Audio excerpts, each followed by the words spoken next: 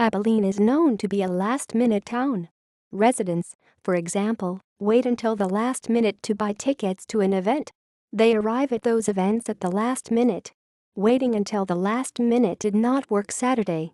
And if you are an Abilene Christian University Wildcats football fan, there was plenty of reason to show up early, besides getting a good parking spot.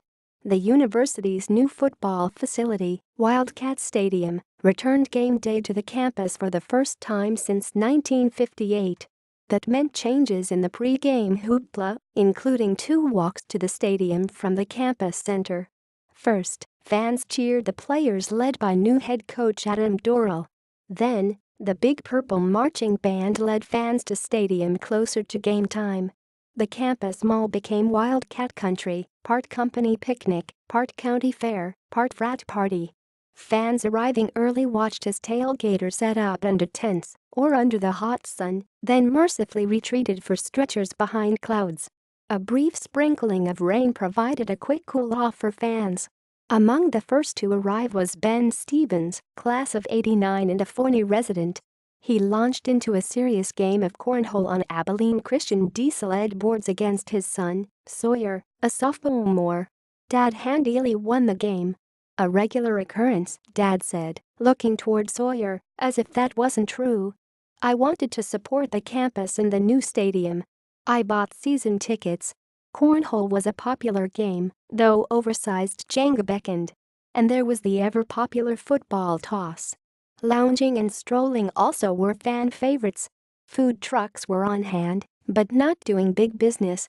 After all, a lot of fans were cooking up their own eats, brisket, sausages and fajitas.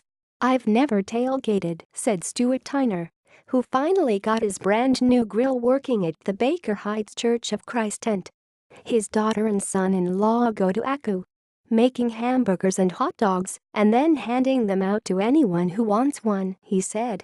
A great atmosphere out here, said Dean Rothschild of Keller. His daughter, Lauren, who was seated near his grill, is a sophomore. This is going to change the campus experience. He had a row of brats browning nicely. Down the sidewalk came Sean Cagle and Mike McCain carrying a large heavy cooler. Ice, said Cagle, who was project manager for Hoare Construction, which built the stadium.